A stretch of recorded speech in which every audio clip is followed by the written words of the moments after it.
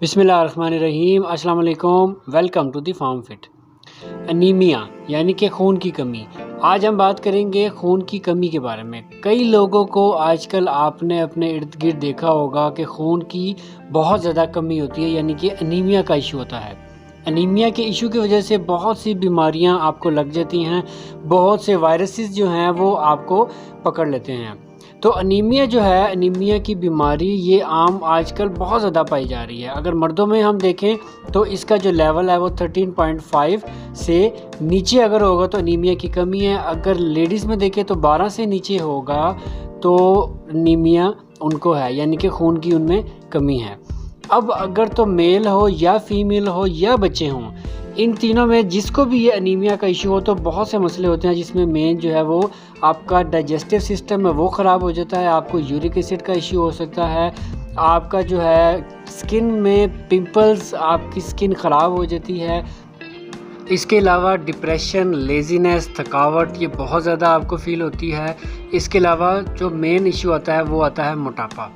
अब हम बात करते हैं कि इसके लिए क्या क्या चीज़ें हम इस्तेमाल करें कि हमारा जो एचपी लेवल है वो ठीक हो जाए। सबसे पहले जो है, अगर हम बात करें तो गाजर का इस्तेमाल बहुत ज़्यादा किया जाए, क्योंकि गाजर के अंदर आयरन और जिंक बहुत ज़्यादा मिकदार में पाया जाता है। अगर आप गाजर का जूस भी पी लेते हैं तो वो भी अल्टीमेटली 10 से 15 दिन के अंदर अंदर आपका जो एचबी लेवल लो हुआ है उसको भी पूरा कर लेता है। या अगर जूस नहीं तो आप गाजर को वैसे किसी सैलेड में या आप वैसे किसी सालन में बना के भी खा सकते हैं, तो ये आपका एचबी लेवल बेहतर कर देती है।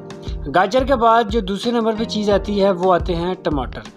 टमाटर जो है, जैसे कि आप इसका कलर देखते हैं तो ये टमाटर जो है ये बहुत ज़्यादा आयरन और जिंक का भरा होता है। टमाटर के अंदर अगर हम देखें तो कुदरती तौर पे जिंक, फास्फोरस, मैग्नीशियम इसके अंदर बहुत ज़्यादा पाया जाता है। अगर आप इन सब चीज़ों का इस्तेमाल देखें तो ये आपका एचबी लेवल यानी कि हेमोग्लोबिन यानी कि आपको एनीमिया से निकालने के लिए ये बहुत ही अहम किरदार अदा करते हैं। टमाटर को अगर आप सालन में इस्तेमाल कर लें या आप इसको सैलेड में डाल के इस्तेमाल कर लें, टमाटर को कच्चा भी खा सकते हैं। इसके एक टमाटर को डेली खाने से आपका जो एचबी लेवल है वो बिल्कुल ठीक हो जाता है। अगली बारी आती है जी चुकंदर की। चुकंदर भी खून बनाने में आपकी बहुत ज़्यादा अहम किरदार अदा करता है। इसके अलावा अगर हम स्पिनच की बात करें, पालक की बात करें, तो पालक के अंदर कुदरती तौर पे बहुत ज़्यादा जिंक होता है, तो ये भी खून की कमी को पूरा करता है और आपको एनीमिया से निकालता है। इसके अलावा एक रेमेडी है, आपने 4 दाने इलायची के लेने हैं, जिसको हम छोटी इलायची कहते हैं। 4 दाने आपने इलायची के लेने हैं और इसके साथ आपने जो खुश्क मेवा जाता है उसमें से हमने एक मेवा लेना है जो कि किशमिश कहते हैं जिसको।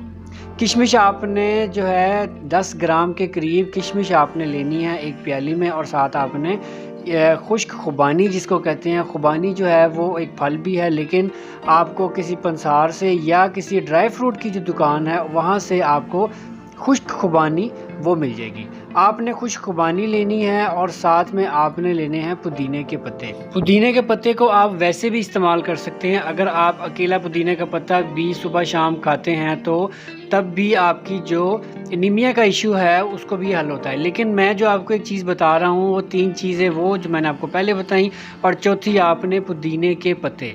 ये 4 चीज़ें आपने एक बर्तन में डाल के रख लेनी है। तो आप वैसे खा सकते हैं तो इसको वैसे खा लें, लेकिन बेहतर ये है कि आप इन चारों को एक ब्लेंडर में डाल के इसको अच्छी तरह ब्लेंड कर लें, इसको अच्छी तरह कूट लें, पीस लें या ब्लेंड कर लें।